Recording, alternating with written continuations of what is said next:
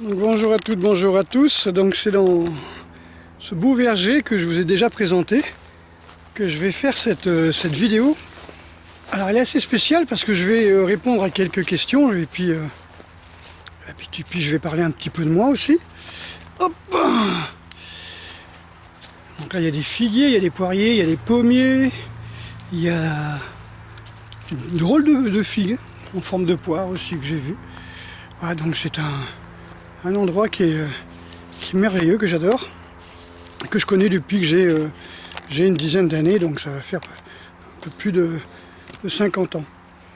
Voilà, donc on m'a demandé, on m'a dit, toi qui est connu dans les arts martiaux, qui a déjà fait ta réputation dans les arts martiaux, pourquoi je commençais à parler de politique, pourquoi je parlais de politique.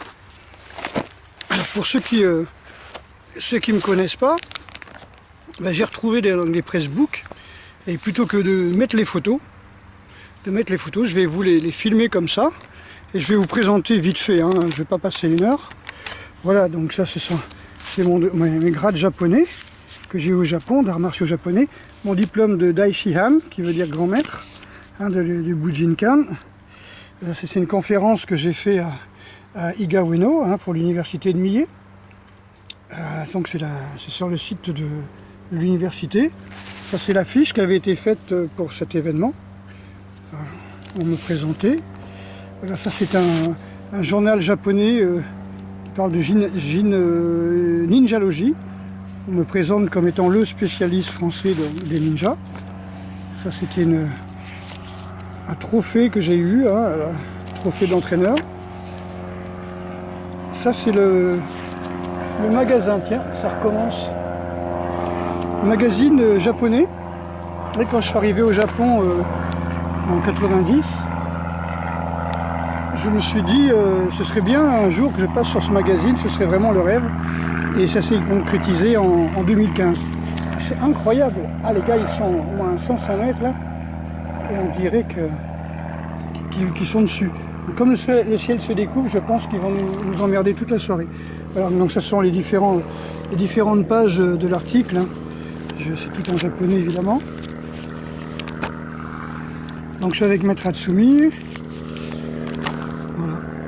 C'est un magazine de la ville, hein, qui me présente comme étant un parcours du combattant, hein, c'est-à-dire comme étant quelqu'un qui a toujours fait la reconstitution du combat. Voilà, notre magazine de la ville, hein. Ici on me voit, on me présente, voilà, enfin je sais pas si vous voyez grand chose. Ça c'est quand je suis passé à Ninja Warrior. Donc ça c'est l'équipe qui est venue filmer chez moi. D'accord. On va passer rapidement avant que l'avion revienne. Voilà, ça c'est les photos du Japon. Ça c'est à Iga Ueno, chez Maître Hatsumi. Donc ça c'est avec Maître Henri Play, avec Jean Frenette, avec Maître Hatsumi au Japon. Ce sont des stages que j'ai fait, stages de connexion. Bon là je vous passe sur mes diplômes, parce qu'il y en a, ça c'est diplôme militaire, il y en a plusieurs pages. Voilà, le brevet d'état, licence TAPS, diplôme universitaire de préparateur physique, médaille jeunesse et sport. Donc ça c'est les diplômes que les Français aiment bien, hein. Ça c'est diplôme russe, instructeur. Et ça c'était avec mes cours de capoeira. Ça, on le voit, je ne sais pas comment faire pour qu'on le voit bien. Voilà, avec les enfants, Ninja Kid. Voilà, donc pour ceux qui ne savaient pas ce que j'avais fait dans la vie, c'est quand j'ai emmené mon équipe au championnat de France à Vaziers en 2000. Les médailles d'or et médailles d'argent. C'est encore une autre en 2014, encore des championnats. Voilà, puis ça c'est des articles qu'il y a vu à l'époque. Ça c'est à Moscou. Voilà, donc... alors c'est vrai, pourquoi on me dit pourquoi est-ce que je parle de... Pourquoi je parle de politique? Pourquoi je me mets à parler de politique? Eh ben, voilà, ça c'est Durand, vous voyez. Ça c'est à l'antenne à Igaweno, l'antenne de l'université de Mie, avec le professeur Yamashita. Voilà, donc il y a j'ai plein d'autres photos hein, quand je montre aux enfants. Voilà, les articles sur les championnats, les formations, médaille jeunesse et sport, stage de Systema. Là c'est moi à Kyoto, au musée du cinéma. Encore, toujours à Kyoto, musée du cinéma, une autre année. Ah, mais avec les parachutistes, l'union des parachutistes. Hop, mon diplôme para. Voilà les autres photos, hein, vous avez vu encore une médaille de la ville de Saintes en 2002. Ça c'est quand je suis passé sur Karaté Magazine en 92. Voilà, donc j'ai commencé les arts martiaux, entre guillemets, les sports de combat on va dire, en karaté en 72. Et 92 j'étais en poster sur Karaté Magazine pour le ninjutsu. Voilà. Alors pourquoi est-ce que je parle maintenant de politique? Eh ben, tout simplement c'est que l'art martial n'est pas séparé vraiment de la vie politique, hein. Je ne parle pas du sport. Hein. Évidemment le sport on le sait, hein, que c'est de la politique, il y a beaucoup de politique dans le sport. Mais non, là je parle de l'art martial, et l'art martial c'est l'art de la vérité, l'art de savoir identifier les ennemis, l'art de... comment dire, l'art de rester en vie, bien sûr. Hein. Et je sais pas, j'avais pris des notes, mais c'est pas ici. Voilà. L'art de savoir où est le vrai, où est le faux, parce que vous savez, dans un combat, je parle de l'art martial, hein, pas du sport, on a un combat à vie. La personne qui vous sort une lame ou qui fait semblant de sortir une lame, est-ce qu'il y a un vrai danger, est-ce qu'il n'y a pas un vrai danger, hein? Est-ce que c'est comme le Covid, là, une menace fantôme pour nous asservir et nous empêcher de manifester? Donc vous voyez, il y a plein de similitudes avec l'art martial. Hein. À savoir où est le bluff, vous voyez, quand je dis faut savoir vraiment qui bluffe, est-ce que la personne est à la hauteur de vous combattre ou pas. Il y a plein de choses comme ça qui sont assez intéressantes. J'avais remarqué par exemple, vous savez, quand vous allez sur un site, vous voyez une pancarte de plus en plus maintenant qui s'affiche. Notre plus grande priorité est la sécurité de vos données, donc veuillez cliquer. Voilà, vous voyez un petit peu le coup de bluff. C'est qu'ils disent notre plus grande sécurité, c'est la sécurité de vos données. Et en fin de compte, tout ce qu'ils veulent, c'est vous vendre vos données. C'est donnez-nous vos données pour voir notre page. Donnez-nous vos données. Et puis, mais c'est pour votre plus grande sécurité. Ben non, c'est comme les vaccins, quoi. Soi-disant, c'est pour notre plus grande sécurité. Alors que, je crois que c'est le neveu de JFK, a bien expliqué que pas du tout. Qu'en fin de compte, il n'y a jamais eu la moindre preuve que les vaccins étaient inoffensifs, étaient bénéfiques pour notre santé. Hein, les grandes campagnes de vaccination dans l'histoire de la vaccination ont été faites pendant que les virus mouraient de leur belle vie, parce que les virus ont une durée de vie assez courte. Voilà, c'est comme si on vous dit, voilà, on va vous vacciner au printemps pour la grippe ou contre la grippe, et puis vous avez vu, hop, en été, il n'y a plus de grippe. C'est grâce au vaccin. Ben, évidemment que non. Vous voyez. Voilà, c'était juste ça que je voulais vous dire. Hein. C'est que oui, pourquoi je parle de ça, pourquoi je parle alors que j'ai déjà fait mon nom dans les arts martiaux. Pourquoi est-ce que je fais ça alors que je suis surdiplômé dans les sports de combat, dans les arts martiaux, dans la préparation physique et l'entraînement sportif. Pourquoi est-ce que je me mets à parler au risque de me faire balayer dans mon métier, quoi, quelque part. Je risque de perdre des élèves, hein.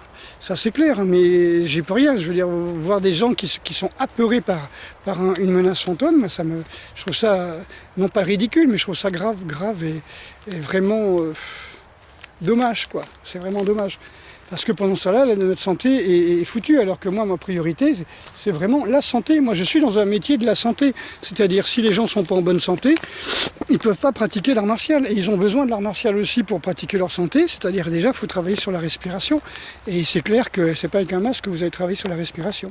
Donc les stagiaires de cet été ainsi que les membres de mon association ont reçu dernièrement plusieurs textes sur la respiration, sur un texte que j'ai écrit sur Spiritus Sanctus, qui était le fait de se concentrer sur sa respiration, de s'intérioriser, la pensée sur le souffle, hein, si on peut dire.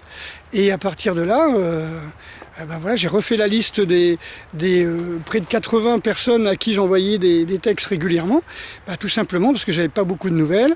J'ai vu que voilà, je faisais 700 vidéos, que c'est pas pour ça que j'ai plus de stagiaires, c'est pas pour ça. Et j'envoie des lettres et des textes que je traduis sur tous les sujets de la santé, du systéma, de la méditation, tout ça c'est un tout. Hein. Et c'est pas pour ça que j'ai plus de personnes qui viennent au stage. Donc en fin de compte, je me suis résigné à envoyer mes textes maintenant, les nouveaux textes que je fais, qu'à un nombre restreint de personnes. Bah, tout simplement parce que je ne sais pas si les autres personnes sont vivantes, parce qu'elles ne répondent pas, elles ne se manifestent pas. Donc à part 5-6 personnes qui reçoivent mes textes et qui me disent c'est bon, j'ai reçu tes textes. Voilà, donc j'ai proposé plusieurs fois, hein, si vous voulez des textes sur le zen, enfin quelque chose de pratique, hein, pas de la théorie, n'hésitez pas à m'en parler. Hein. Donc voilà, donc j'ai fait beaucoup de textes comme ça et je les distribue donc surtout aux stagiaires tout simplement parce que c'est des personnes qui voient ce que je fais. C'est des personnes qui viennent, qui discutent avec moi, qui connaissent ma façon de penser, ma façon de bouger, ma façon d'agir et tout ça c'est lié, hein, tout ça c'est lié. C'est-à-dire que vous ne pouvez pas être juste dans votre mouvement, c'est-à-dire être sincère et bon, et dans votre pensée être tordu. C'est-à-dire qu'avec une règle tordue, on ne peut pas tracer une ligne droite. J'avais des gens qui m'expliquaient ah j'aime bien ce que tu fais, mais j'aime bien m'entraîner avec telle ou telle personne dans le Bujinkan. J'ai dit oui, mais regarde comment il bosse, tu t'apercevras que c'est quand même limité, quoi. Je veux dire, c'est une personne qui est dans sa tête que j'ai connue assez de près, hein, et ce sont des personnes même que j'ai connues de près, et je peux affirmer que ces personnes-là sont vraiment tordues, c'est-à-dire elles sont hyper racistes, elles vont au Japon et elles mangent du Nutella, des gâteaux et tout ça, et ils vont bouffer au McDo du matin au soir. Je suis désolé, moi si je vais au Japon, c'est pas pour bouffer du McDo. Alors est-ce que si on va au Japon et qu'on mange le McDo et du Nutella, est-ce qu'on est moins bon en art martial japonais? Bah oui, les Japonais, les arts martiaux sont pas nés, enfin, n'ont pas été créés par des gens qui bouffaient du Nutella. Alors l'influence des aliments est énorme, l'influence des aliments est énorme, énorme, énorme. La preuve, c'est que si ces gens-là amènent des paquets de bonbons de la pie qui chante là, par 5 kilos, des machins de je sais pas combien de kilos de Nutella, c'est parce qu'ils ne peuvent pas s'en passer. Donc déjà, c'est pas des gens qui sont libres, c'est pas des gens ce sont des gens qui sont addicts. Vous voyez, donc ils sont dépendants. Donc je pense que les gens qui ont créé ces écoles d'arts martiaux qu'on pratique ne sont pas dépendants, ne sont pas addicts, ne sont pas obèses, ne sont pas diabétiques. Et ils vivaient dans un climat, si vous voulez, en mangeant un minimum, quoi. Donc quand les gens, leur priorité c'est la bouffe, eh ben, leur priorité c'est pas l'art martial, quoi. Voilà, c'est juste ça que je voulais dire. Donc je disais, on peut pas tirer un trait droit avec une règle tordue de gens qui sont complètement accros à la clope, au coca, voire à l'alcool. J'avais vu un type là qui se disait 10e dan de ninjutsu dans les années 89. On allait manger avec tout un paquet de personnes, un groupe je crois que c'est ceux qui faisaient Bercy. On allait manger dans une... comment on appelle ça, un truc de centre commercial. Et puis on passe devant un restaurant japonais, moi je m'arrête. Et le gars il dit non, non, on mange pas là, hein, on va à la pizzeria. Et le type il s'assoit à la pizzeria, il commence à commander un whisky coke, à fumer sa clope, et prendre une pizza au jambon, quoi. Et le mec il se disait grand moine, grand prêtre, grand Shugenja, grand Yamabushi. Et le mec il avait la jambe qui arrêtait pas de trembler, voilà, il arrêtait pas de regarder le cul des meufs et tout alors qu'il était marié. Moi personnellement, vous voyez, quand je vois des gens comme ça, je suis désolé, mais je peux pas les suivre, quoi. Il y a un truc qui va pas, quoi. C'est quelqu'un qui a réussi à bluffer une partie de l'Europe, à bluffer, pourquoi la France, pourquoi? Parce qu'il y avait ses amis à Karaté Magazine qui faisaient partie de la même loge, et donc il a toujours été protégé, hein. Il est toujours protégé par cette loge-là. Mais voilà, quoi, c'est du grand n'importe quoi, quoi. Moi je suis dans le verbe suivre que les gens qui sont droits, qui sont justes, et moi-même je m'estime être juste et droit, et tous les stagiaires qui sont venus ont vu que je suis congruent, que je raconte pas de conneries, et que voilà, quoi, il faut être droit, quoi, il faut être serein dans la vie. Voilà, donc le 26 septembre, là, ça va être mon anniversaire, donc j'ai vu que ça tombait un samedi. Donc je vais faire une grande journée porte ouverte au club. Je vais voir, je sais qu'on est limité à 25 personnes. Donc je ne sais pas comment je vais faire, hein. Je vais certainement faire sur inscription, hein. Donc si y a des stagiaires qui me regardent ou des gens qui veulent découvrir les disciplines que l'on enseigne, ben, n'hésitez pas à venir, sauf que là, faudra se... Voilà, fallait pas que je regarde le soleil. Faudra prendre rendez-vous, quoi. Ça faudra s'inscrire, faudra réserver. Moi, je prendrai peut-être les 10 premières personnes. Et puis après, ben, il y aura les 15 élèves que l'on aura. Parce qu'on ne pourra pas être plus de 15 personnes dans la salle dans la journée. Voilà, 25 personnes, pardon, 25 personnes, il faut qu'on soit 25 personnes. Donc je prends à peu près, si j'estime qu'on sera 15 dans le club dans la journée, parcours grand maximum, donc il y aura 10 personnes qui pourront venir. C'est des journées portes ouvertes, hein.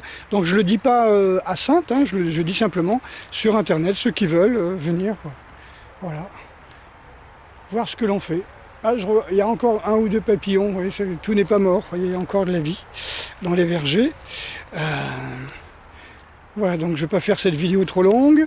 Voilà, c'était juste une vidéo pour dire, bah oui, l'art martial et ce qui se passe en ce moment, c'est très lié.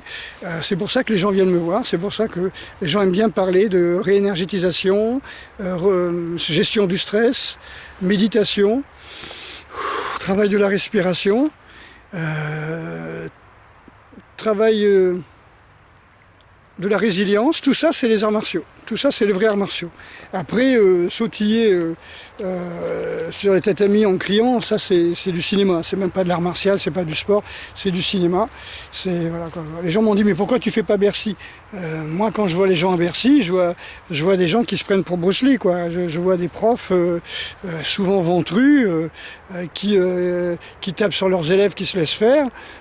Et puis voilà, quoi. Les types, ils arrivent pour faire des arts martiaux, les enfants, les adolescents, et puis en fin de compte, ils font que préparer Bercy pour la gloire de leurs profs, même pas de la discipline ou quoi que ce soit. Souvent, c'est des gens qui ont inventé leur propre technique. Donc c'est que, voilà, je sais pas, c'est leur heure de gloire aux profs. Alors il y a des gens qui viennent de la France entière pour soutenir le prof, des lèche-culs. Bon, ça me désespère tout ça. Donc voilà, l'art martial, c'est l'inverse du spectacle. Voilà, je suis désolé, mais c'est comme ça. Donc, quand vous faites du spectacle, vous faites du show, vous faites du film. Donc ça, j'en ai fait pendant très très longtemps, hein, parce que j'ai même fait une association pour le spectacle, on va dire, de combat, hein, l'Académie du spectacle de combat antique, où on faisait du gaulois, on faisait un peu de gladiature, on faisait les arts martiaux japonais, on faisait de la lutte, voilà, on faisait la capoeira, tout ça. Pour moi, il n'y a pas de problème, quoi. Je veux dire, on est là pour faire le show et tout ça, sauf que il y a un moment, quoi, je veux dire, c'est grave. Comme j'ai vu des gens se promener dans la rue et puis regarder autour d'eux si les gens les regardaient. Des gens qui pratiquent des sports où on crie beaucoup et on lance les coups de pied, et ben les gens quand ils marchaient dans la rue, ils se regardaient dans les vitrines, ils regardaient si les gens les voyaient, parfois ils déclenchaient des bagarres s'il y avait des gens qui les regardaient, je l'ai vu, hein, je témoigne de ça, tout simplement parce que les gens se prenaient pour des héros de cinéma. Voilà.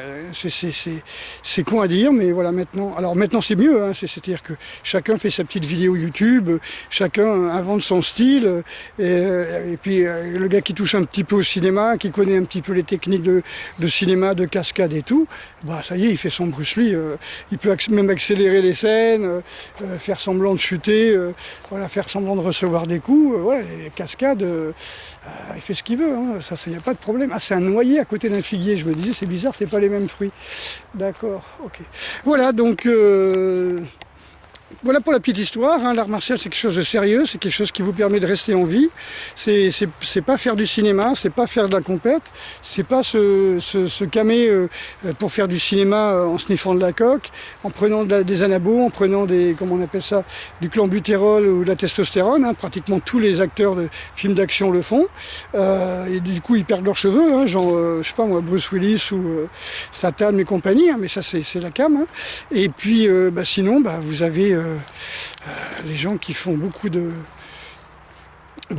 shows hein, dans leur propre dojo. Au lieu de faire un cours, ils font un show, comme s'ils étaient en représentation. C'est des profs, soi-disant, et des gens. Hein. Et des gens, hein. J'ai vu des gens ici... Ah non, je ne vais même pas en parler parce que c'est tellement ridicule. Voilà, non, j'en parlerai pas, j'en parlerai peut-être à mes stagiaires en tête à tête. Mais ça frise le ridicule, quoi. Ces pauvres gars, quoi. Voilà, donc les gens, ils se disent être des profs, mais non, ils jouent un rôle, ils se prennent pour Madonna, ils se prennent pour Bruce Lee, ils se prennent pour un acteur de cinéma. Et les autres aussi, ils s'y croient. Ils ont des partenaires de cascade. Voilà, ils sortent, ils ont bien transpiré. Il y en a même qui s'applaudissent après le cours. Voilà, ça prouve que c'est un show, quoi, si les gens ils s'applaudissent. J'imagine les gens au Japon en train de faire des katas de sabre et aller s'applaudir après, quoi. Je veux dire, voilà, on est tellement loin des arts martiaux japonais, on est tellement loin des arts martiaux chinois, tellement loin des arts martiaux originaux que ça devient n'importe quoi. C'est le cinéma qui a flingué tout ça. Je sais pas s'il doit y avoir un attrait des écrans, de vouloir être le héros du jour, je ne sais pas. Voilà, donc voilà pour mon petit message. Donc oui, j'ai eu pendant plus de 30 ans, j'ai été très célèbre dans le monde des arts martiaux. Hein. Je crois que j'ai commencé à avoir mes premières photos sur des magazines en 73, 72-73. Hein. Quand j'ai fait mes 3 jours en 76, déjà les gens m'avaient reconnu parce qu'ils regardaient les magazines de karaté à l'époque. Ils m'avaient déjà vu sur des magazines. Donc j'ai commencé à avoir des photos ou des articles déjà dès cette époque-là. Et ça a continué jusque, je dirais, dans les années 90, 96, vers la 98 maximum. Après, j'ai arrêté de faire des articles. Voilà, j'ai laissé les petits jeunes prendre la place. Ok, donc grosse bise à toutes et à tous. Hein, donc n'oubliez pas que le virus n'est qu'une menace fantôme, qu'on nous prend pour des cons, que le masque est une soumission et que parfois il faut jouer le jeu, parfois il ne faut pas jouer le jeu. Moi je suis impatient d'attendre les rues de Saintes qui vont être,